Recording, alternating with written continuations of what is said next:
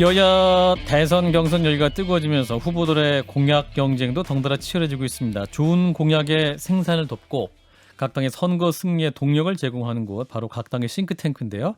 그래서 오늘은 민주당의 싱크탱크죠. 민주연구원의 노웅래 원장을 모셨습니다.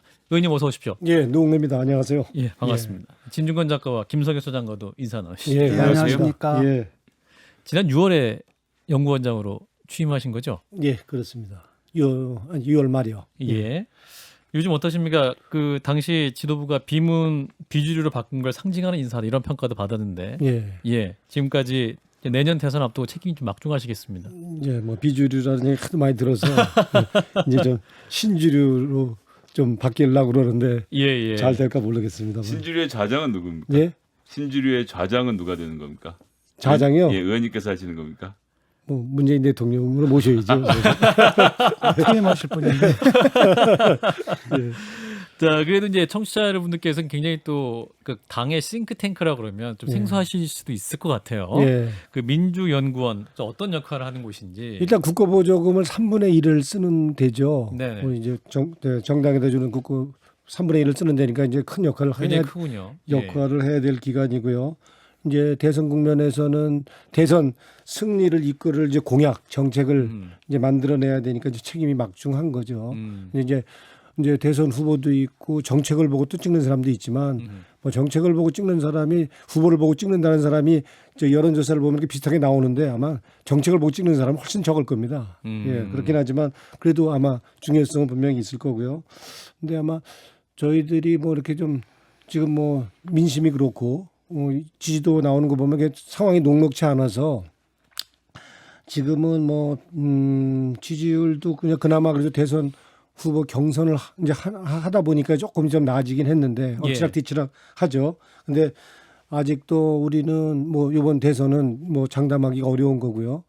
실제로 우리가 저 4월달 보궐 서울시장 선거에서 89만 표를 진 거 아닙니까? 예. 그럼 액면으로는 우리가 엄청 불리한 선거여서 마음 놓을 수 없는 선거다. 그리고 실제로 지금 여론조사 쭉 깔 때 보면은 정권 교체가 하여튼 유지보다는 10% 안팎 이상씩 계속 저 유지가 되고 있기 때문에 정권 교체를 해야 된다는 그렇죠. 여론조사 결과가. 예, 그렇기 네네. 때문에 우리로서는 아주 힘든 그런 선거를 해야 된다. 그러니까 더군다나 이제 공약을 만드는 우리로서는 역할이 더 커졌다 할 수 있겠죠. 지금 말씀하시는 여론조사는 자체 연구원 자체 여론조사 말씀하시는 겁니까? 이제 우리는 이제 여론조사를 저희 민주연구원에서 안 하고요. 우리 이제 당의 전략기획국에서 이제 그 여론조사 기능이 이제 글로 넘어갔죠. 저희는 정책 위주로 FGI나 패널 조사 위주로 해서 전략이나 정책 위주로 조사를 하고 있어서 포커스 그룹 인터뷰 예. 뭐 이런 것들. 예, 집단 심층 면접이나 예. 이제 그런 패널 조사, 웹 패널 조사 같은 거는 이제 저희가 전략 측면에서 정책 수요 조사나 이런 것 측면에서는 저희가 이제 심층 조사 위주로 하는데 ARS 조사나 이런 거는 이제 지도 조사나 이런 거는 이제 여의도 연구소 우리 국민의힘 거기는 이제 후보들 지지도 조사를 굉장히 아마 그 열심히 위주로 하죠. 할 겁니다. 근데 네네. 저희랑 이제 그런 차이는 있습니다. 그러시군요. 그 정책인데 보통 이제 공약이나 정책은 지금 각 캠프에서 만들고 있지 않습니까? 그런데 그 민주연구원에서 만드는 것하고 관계가 어떻게 되는 겁니까, 그럼? 일단은 뭐 이제 각 후보들도 쭉 이제 만드는 정책을 공약이 만들고, 있는 거고요. 네. 네, 당 중심으로 만드는 공약은 이제 당에 이제 박사들도 한 12명 있는 거고요. 네. 또 일단 국회의원들도 있지 않습니까? 그렇죠. 근데 그분들 다 포함해서 아이디어를 공유해서 그러니까 우린 집중적으로 이제 긴 호흡으로 만드는 공약이기 때문에 저희가 그러니까 뭐랄까 좀 전문적으로 공약을 만드는 이제 기구라고 할 수는 있겠죠. 캠프보다 더 전문성이 있다. 그렇죠. 그렇다면 캠프 이렇게 만들어지면 이제 캠프에다 줍니까? 그럼 캠프에서 받아들이고 그래서 이제 당선 이제 후보가 이번 경선에서 당선이 된다고 한 명이 결정이 되면. 한다 그런다면 아. 그 후보한테 보고를 지도부한테 먼저 보고를 하지만 이제 그 승리한 경선 후보자한테 이제 보고를 해야 되겠죠. 네. 그런데 이제 캠프가 이제 또 점령군처럼 들어오기 때문에 그거를 얼만큼 활용하느냐는 그건 또 다른 문제이긴 하지만 사실상 후보 마음 아닙니까? 거기서는? 그렇죠. 예. 그리고 근데 어쨌든 그 민주연구원에서는 이번 그 다음 대선에서 이번 대선에서 그 1호 공약이라고 할 수 있나? 가장 그 중점적으로 그 추진하는 공약이 뭡니까? 중점적으로 추진하는 공약이요. 그 여기서 얘기해야 되는 거 아니에요? 대표 정책, 비밀인가요? 대표적인 정책이라든지. 대표적인 정책은 하여튼 어떻든 간에 우리 저 기밀입니까? 경선 승리자한테 먼저 얘기를 해야 되니까 비밀이구나. 만약에 불경죄로 걸리니까 알겠습니다. 그러면 네, 그래서 그건 안 될 거고요. 이런 공약은 아니더라도 그러면은 가장 핵심적으로 파악하고 있는 우리 우리가 국민들의 결핍은 뭡니까? 뭐 그러면? 이제 6명의 후보가 있는데요. 네, 네. 후보들은 이건 이제 대선은 개인전이 아니고 단체전이잖아요. 네네. 그래서 후보 누구나 그 대표 공약은 다 당 공약화를 만드는 작업을 같이 하거든요. 예. 이제 공약 중에 일부는 당 공약으로 만들고 또 공통 공약도 합니다. 그래서 이제 미래 담론이나 또 뭐 우리가 당 꾸준히 지속적으로 당 기조로 했던 정책이나 이런 거는 예. 우리가 이제 당 공통 공약을 하거든요. 뭐 예를 들면 행정수도 이제 완성이라든지 이런 거는 이번에 저 상임위도 통과했지만은 저 행정 우리 세종에다가 의사당 분원을 설치하기로 한 거 있지 않습니까? 예.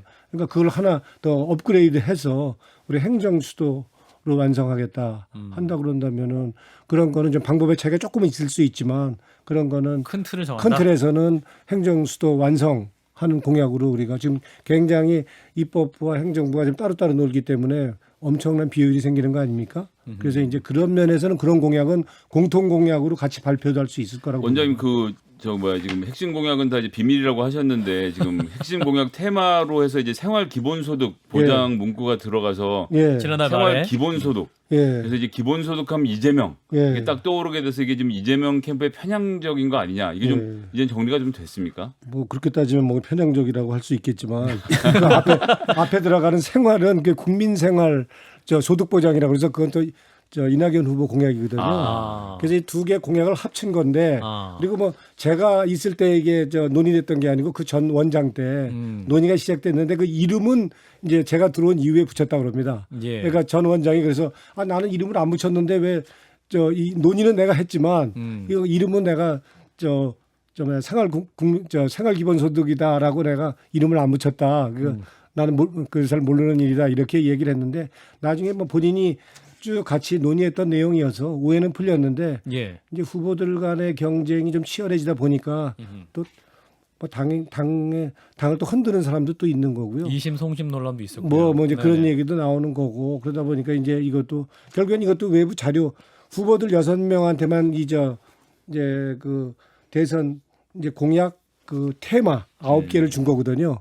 그 후보들한테. 예. 근데 그게 외부에 어떻게 유출이 된 거죠. 그래서 그게 공약 아니냐 이러면서 이제 얘기가 불거졌는데 오해는 다 풀렸습니다. 그러시군요. 예. 이제 그 전임 원장께서는 과거에는 세대별 계층별 소득 지원 방안을 준비했었다. 예. 그건 기존 복지 체계의 연장선이지 예. 이재명 캠프에서 말하는 그 기본 소득과는 전혀 상관없다 이렇게 말씀하셨거든요. 그러게요. 이제 그 두 공약 자체가 이제 복지 정책을 사회 복지 정책으로도 확대해 갖고 더 복지를 두텁고 넓게 좀 확대하자는 정책이거든요. 예. 근데 그런 측면에서는 같기 때문에 뭐 그게 이렇게 논의된 내용들이 딱 기록으로 남아 있어요. 그래서 그 전 원장 때부터 논의됐던 거는 뭐 인정 안 할 수가 없죠. 기록에 다 남아 있으니까요. 그래서 그런 거여서 뭐 다른 공약이 아니었고 같은 공약이었는데 뭐 이름을 뭐 그렇게 붙였는데 그 이름 붙인 것도 어떻든 간에 이름을 그렇게 붙여서 이제 뭐 두 개를 합쳤는데 하여튼 오해 소지가 있었던 거죠. 그 기본소득에 관해서 이제 흔히 하는 비판 중에 하나가 그런 거 아니겠습니까? 이 기본소득이라는 게 기존의 복지 체계와 충돌을 할 것이다. 예. 그래서 오히려 복지 체계를 악화시킬 수도 있다 이런 비판도 좀 있는데 그럴 수가 있겠죠. 그러니까 이제 이재명 후보도 만약에 기본소득을 한다 하더라도 이제 예. 기본소득 기본 시리즈가 있지 않습니까? 뭐 소득도 있고 금융도 있고 기본 주택도 있고요. 주택도 있고 이렇게 있는데 기본소득은 저거 한다고 해도 전면적으로 할 수가 없는 거 아니에요. 복지 지금 정책이란 게 충돌되는 부분이기 때문에 그거는 따로주고 기본소득 따로줄 수는 없는 거 아닙니까? 그래서 지금 복지 우리 주는 거 다 합쳐봐야 국민한테 아마 5만 원을 못 줄 겁니다.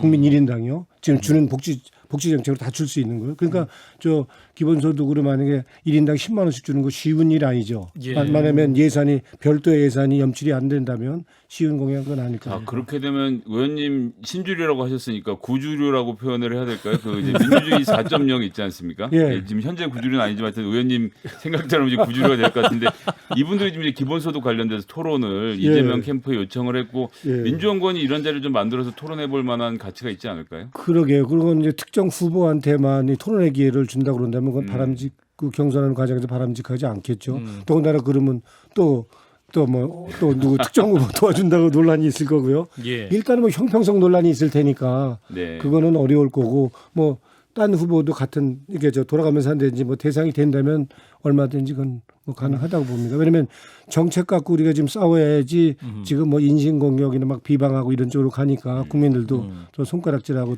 어려워하니까 그런 면에서는 정책으로 싸우고 검증하는 거는 바람직하다 저는 그렇게 봅니다. 최근에 민주연구원에서 4대 그룹과 만나서 성장 공약을 발굴하고 계신다고 들었는데 네.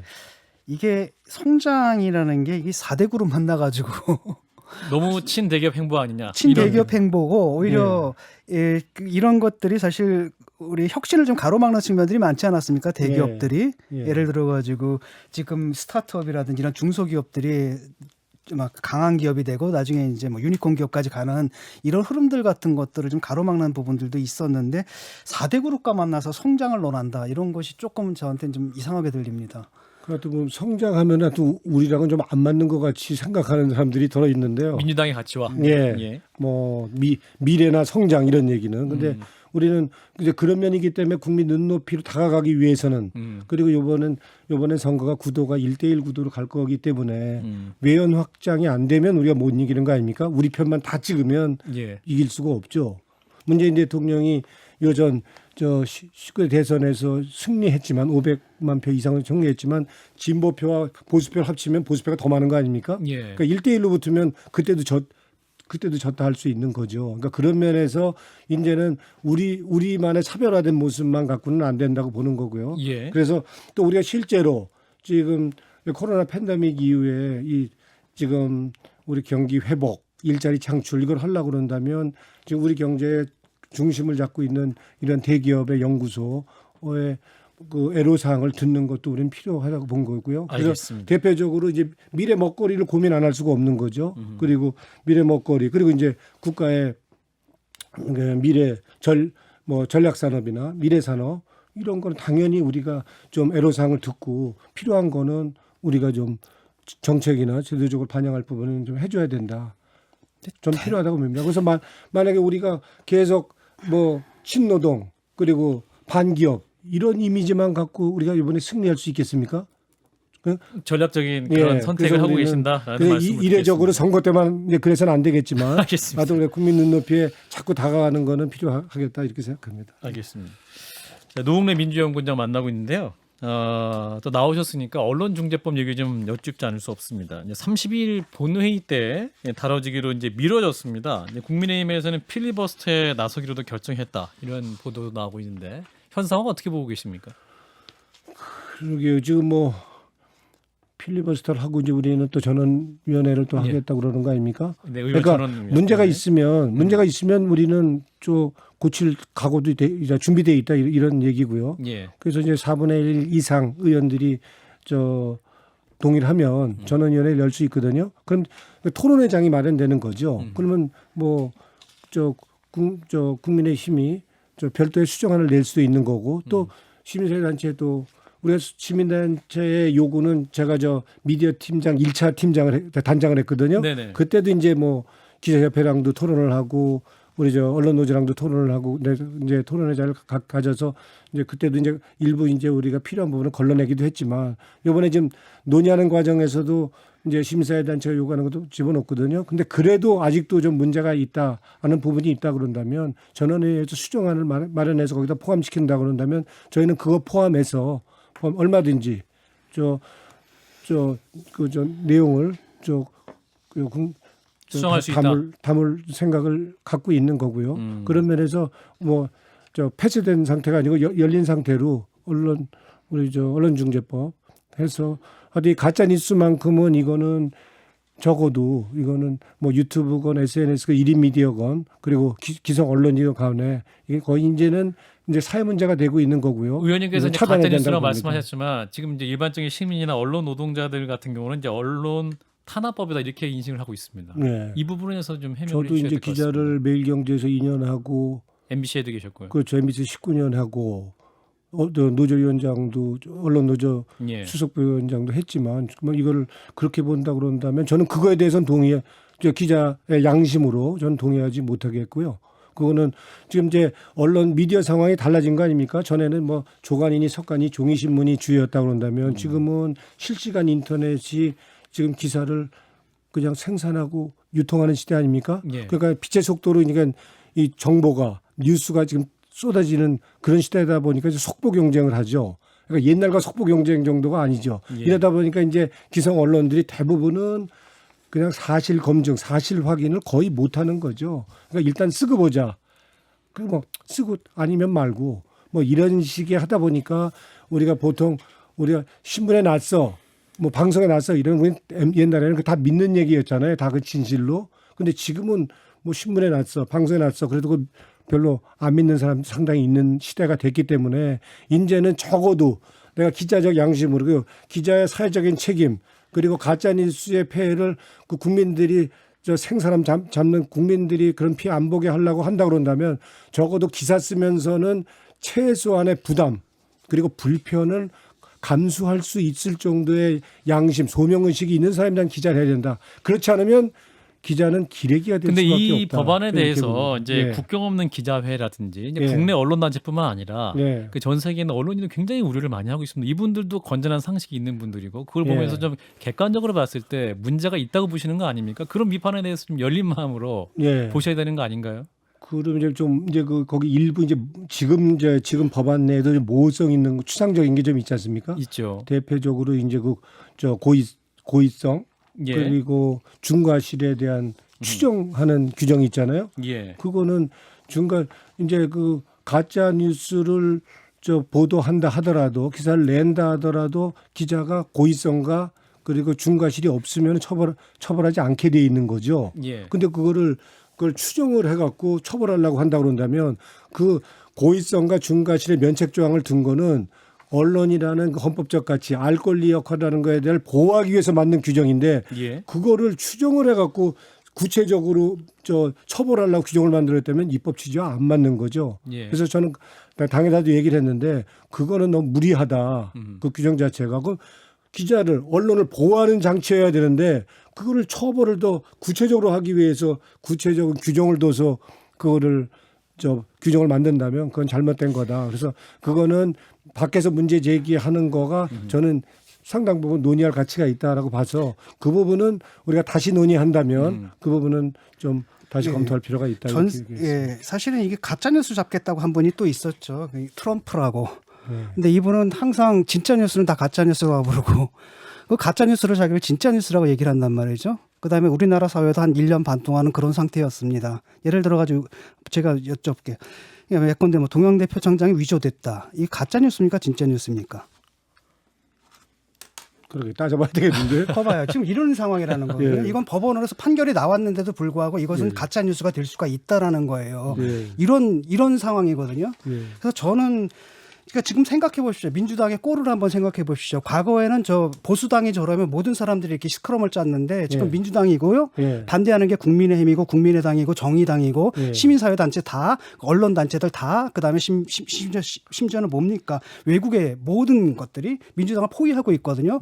그렇다가 한다면은 우리가 뭔가 좀 잘못된 게 아닌가라는 생각도 한 번쯤은 해보시는 게 어떨까 싶거든요. 네. 그리고 이걸 자꾸 정량적으로 해결하려고 그래. 요거 좀 빼고 요거. 이게 정성적인 문제고 네. 접근법 자체가 잘못됐는데 네. 양을 조절함으로써 그 문제를 해결하려고 하는 경향이 좀 있거든요. 그래서 저는 이건 접근법 자체가 잘못됐다. 이렇게 보는데 어떻게 생각하시는지요? 저는 이번에 이제 우리 쪽에서 양보한 게 언론노조나 시민사회단체가 여기에서 입증 책임의 전환을 시키려고 그랬던 거거든요. 원고에게 주는 거죠. 민사 재판은 그 입증 책임이 원고한테 있습니다. 근데 저는 기자를 해봤지만 이거를 원고가 언론 관계를 이거 입증 책임을 원고가 하려면 입증할 수 없죠. 예. 만약에 이거를 입증을 기자 보고 하라 그런다면 언론사 보고 하라 그런다면 자기가 취재하는 거 뭐 취재원을 밝히지 못한다 하더라도 네. 비밀로 그것도 할 수 있거든요. 확인을. 그러니까 그렇다면 입증 책임이 전환돼야 된다. 기자가 하는 게 맞다. 그럼 내가 취재하는 거 적어도 나 아무것도 안 보고 그냥 사실 확인 안 하고 썼다 그런 게 아니라면 나 누구랑은 통화했다. 나 누구한테 얘기 들었다는 정도는 얘기할 수 있다면 고의와 중과실 이걸 면책 조항을 받을 수는 있다고 봅니다. 그래서 입증 책임은 나는 피고가 그러니까 언론이 져야 되는데 이거를 양보해서 이거 그냥 다 민사재판과 똑같이 입증 책임을 원고가 지도록 이렇게 한 거는 난 이제 우리 당에서 양보를 했긴 했지만 난 그거는 처음에 제가 이거를 추진하면서는 이해하기 어려운 부분을 양보한 거라는 이렇게 봅니다. 제가 이제 정성적이라고 말씀을 드린 건 이런 측면입니다. 쉽게 말하면 법 체계라는 게 있잖아요. 근대 사법 체계가 있고 근대 사법 체계를 형성하는 중요한 원칙들이 있습니다. 예를 들어서 명확성의 원칙이라든지 비례성의 원칙이라든지 그다음에 이중 처벌은 금한다라든지 이런 원칙들을 깨고 있기 때문에 이게 한번 깨지게 되면 우리 법 체계 전체가 이게 하나의 법 때문에 다른 법 체계 전체가 다 엉망이 될 수가 있거든요. 이런 문제를 좀 지적을 하고 있는 겁니다. 예, 그 이중처벌 이제 문제도 나올 수밖에 없는 게 지금 사실상 이거 언론중재법이나 징벌적 손해배상 이거 없어도 지금 사실상 가짜 이제 형법으로 이제 7년형 받을 수 있는 거 아닙니까? 그 아마 5천만 원까지도 벌금 이제 민법상으로도 그렇게 받을 수가 있게 돼 있죠. 그렇지만 우리 실적 실형받은 전례가 전혀 없습니다. 언론 판례를 보면 감히 언론에 도전한 소송 낼 수 있는 사람들 별로 없을 뿐만 아니라 그러니까 실제로 실형받은 전례가 없고요. 그 벌금 지금 민사소송 내에서 이거 벌금이라고 그러면 뭐라 그러나요? 이것도 그러니까 우리 배상금이죠. 배상금 500만 원 평균이 500만 원입니다. 그중에 소송 낸 것 중에 3분의 1 정도가 이기는데 그것도 배상금 500만 원 정도여서 변호사 비용도 안 들어가는 정도죠. 그러니까 지금의 여러 가지 뭐 정정보도 반론보도 그리고 민사소송에서 배상금 그리고 형법에 의해서 이렇게 다 있지만 이게 실제로는 전혀 작동을 안 하고 있는 거죠. 그러니까 작동을 안 하고 있는 것까지 포함해서 이중처벌이다 하면은 할 말 없지만 실제적으로 작동하는 가짜 뉴스를 우리 청사는 끝낼 수 있는 그런 장치가 필요하다. 그렇지 않으면 가짜 뉴스는 계속 우리 사회에서 사회 혼란과 갈등 가져올 수밖에 없다. 그리고 우리 언론이 기성 언론이 계속 기레기로 남을 수밖에 없다. 전 그런 면에 있어서 이 법은 저는 이제 제가 단장할 때는 3월까지 처리한다고 그러는데 지금 시점에 이제는 처리할 때가 됐다. 합의 처리하면 좋지만 국회가 합의 처리가 원칙이죠. 그렇지만 안 되면 그다음에는 다수결이죠. 근데 왜 그래야 되는지 저는 아직도 이해가 안 되거든요. 네. 좀 전에 말씀하신 것처럼 그런 문제다라고 한다면 민사소송에서 배상액을 높인다라든지 이런 것들은 판례로 얼마든지 확립할 수가 있고 거기에 왜 따로 입법이 필요한지 모르겠습니다. 근데 이제 우리 법원 문화가 굉장히 보수적이잖아요. 알겠습니다. 우리는 기본적으로 충분히 말씀하셨어요. 언론에 대해서 감히 못 건들죠. 그래서 좀 또한 입법이 필요하다 이렇게 예. 말씀을 듣겠습니다. 시간이 거의 다 됐어요. 한 줄만 더 드리고 오늘 시간을 마무리하도록 하겠습니다. 최근 조민 씨 조국 전 장관의 딸이죠. 그 부산대 의전원 입학 취소 결과에 대해서 대선 주자들이 이제 민주당 주자들이 아쉬움을 표하면서 이제 논란이 되고 있죠. 추미애 후보는 윤해 교육부 장관의 발언까지 문제다 이렇게 말을 하고 있는데 원장님께서 이 문제 어떻게 보고 계십니까? 그러게요. 참 그 조국 우리 전 장관의 그 가족 그러니까 입시 부정 의혹 사건이죠. 이거에 대해서는 참 그 인간적으로는 좀 굉장히 가혹한 일이죠. 뭐 압수수색을 한 70분 이상 한 거고 그리고 한 가족을 아버지 엄마 그리고 가족 전체를 저렇게 지금 상처를 주는 저런 거기 때문에 가혹한 일이지만 지금 재판이 진행 중인 거고요. 재판을 좀 우리는 더 지켜봐야 될 필요는 있다고 보는 거고요. 그런데 우리 당이 저걸 입장을 자꾸 저기에 이제 토를 달고 만약에 하면 그렇게 하면 우리는 저기서 빠져나올 수 없다고 봅니다. 그러면 앞으로 한 발자국도 나갈 수 없다는 거고요. 그런 면에서 저는 그래서 그때 이제 어디 이제 프로그램에 나가서 이제는 조국의 시간은 이제는 우리 매듭지어야 될 때다. 끝내야 될 때다. 이제는 우리가 4기 민주정부를 이제 집권을 위한 이제 민주당의 경선의 시간이 돼야지. 여기 계속 이 수렁에 있으면은 계속 우리는 그 공정과 정의의 의심을 받고 계속 내노란불의 그 논란에서 우리는 헤어날 수 없다. 그런 측면에서 이제는 좀 시간을 바꾸자. 저는 얘기한 바 있습니다. 알겠습니다. 말씀 여기까지 듣겠습니다. 네. 자, 노웅래 민주연구원장이었습니다. 오늘 말씀 잘 들었습니다. 고맙습니다. 고맙습니다.